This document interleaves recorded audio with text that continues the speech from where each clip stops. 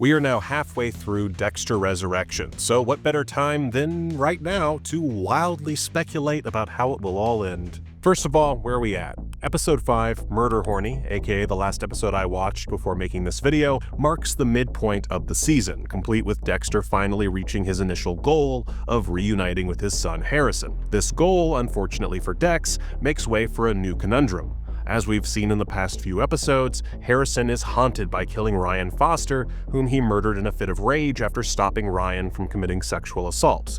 Go Harrison. Dexter assumes that Harrison would have been feeling something similar to himself during his own first kill, and that's how he initially approaches talking to his son.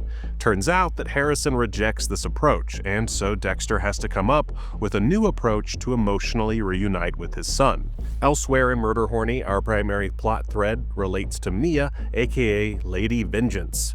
For a little while there, it seems as though she's going to be a proper new love interest for Dexter, but that potential comes to a grinding halt when she reveals that she doesn't actually follow a code, and instead victimizes innocent men for the sake of satiating her bloodlust. With their potential menage a trois off the kill table, Dexter decides to bring the episode's two major plot lines together by framing Mia for the murder of Ryan Foster. It's a smart move, and he even uses the watch Harrison had been freaking out over as a token to plant with Mia's other trophies. If it weren't for the roaming mind of Detective Wallace and the impending threat of Angel Batista, this might even be an open and shut case. Of course, there is one other variable, Leon Prater and his fixer Charlie. When Charlie visits Mia in prison, she assures her that her stay will be comfortable and brief, suggesting that there's a plan in place and that Mia won't spend the rest of the season behind bars. This could lead to some problems for Dexter, who will likely already have Charlie on his tail after the disappearance of Lowell. But we're going to ignore that because I have no idea what they're doing with Mia,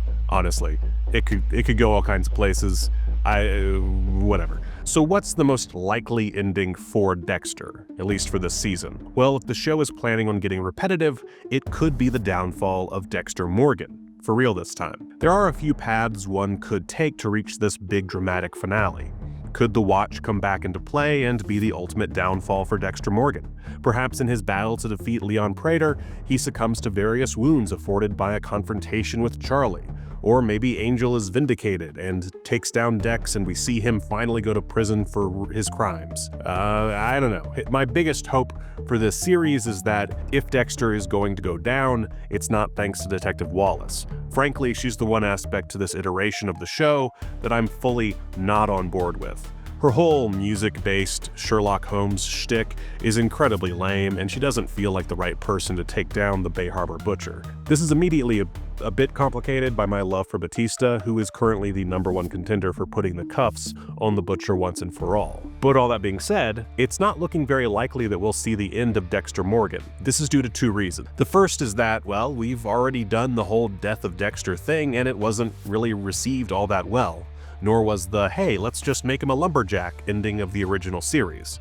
So right there we have plenty of solid grounding to suggest that Dexter will come out of Resurrection alive and well. Welcome back to the land of the living, Mr. Morgan.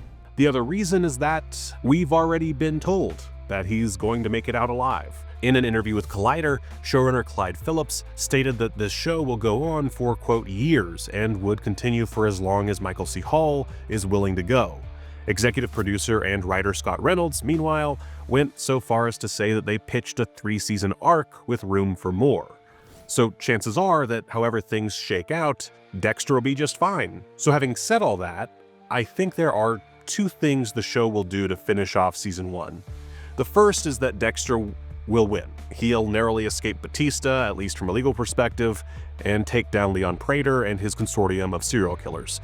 This may or may not involve detectives Wallace and Oliva? I don't remember how to say his name and I honestly don't care, who will most likely remain on Dexter's case for another season, but as I've already made apparent, I'm not a big fan of those two and I kind of hope they wind up dead. That's unlikely to happen, but it'd be great fan service. For me, I'm the fan.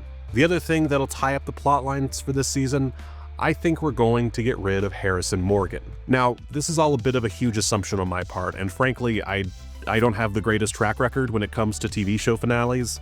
I even remember I read the leaked ending for the original Dexter way back in the day, and I assumed it was a bunch of terrible fan fiction, only for it to be incredibly accurate. Add to that, I just never really try to get ahead of TV narratives, because hey, what's the fun in that? But here we are, talking about how Dexter Resurrection should end, and I think it might be time to kill off Harrison. Part of this is down to what the show has been telling us so far. We began the season with the ghosts of Dexter's past, essentially warning him about his relationship with Harrison. The Trinity killer Arthur Mitchell says that Dexter was wrong in thinking he could have both a family and his dark passenger.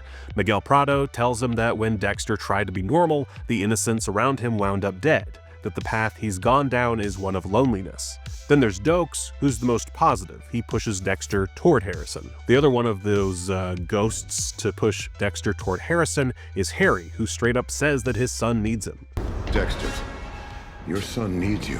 So we have a bit of a split, and the most out-and-out bad guys tell Dexter that he's doomed if he pursues normativity, while the good guys are more positive about his dramatic predicament. I also just feel as though Harrison has a very limited story potential and represents a complication narratively that would best be solved by removing him altogether. But there is one more option, and I think it's the most likely, and kind of where I'd like to see the show go.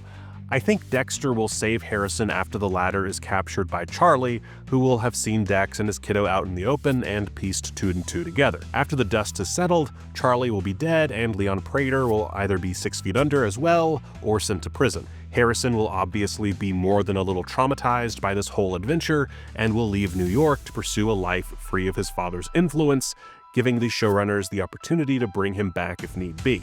Most importantly, this will give Dexter the opportunity to save his son while also letting him go. There is one more thread that Dexter Resurrection has teased at, but has yet to really pull, and that's the New York Ripper, a character who, when first mentioned, I assumed was just a reference to the 1982 Lucio Fulci film of the same name. However, as the episode wore on, this proved to not be the case. The Ripper, apparently a very prolific serial killer, is first brought to our attention by Leon Prater, who has the killer's used crowbar in his collection of murderous memorabilia. We're then told that Detective Wallace has been on this case for years without any real leads.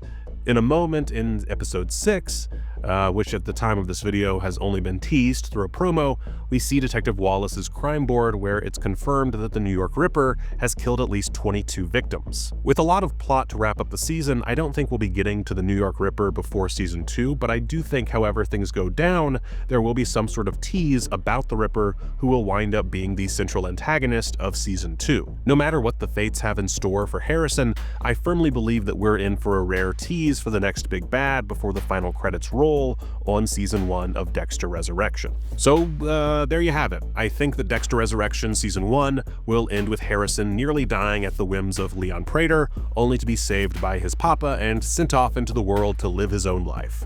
And that will be followed by a clear view of what's in store for season 2 with the introduction of the New York Ripper. Could I be correct? Maybe. Probably not, but maybe. We'll find out once the show wraps up in September.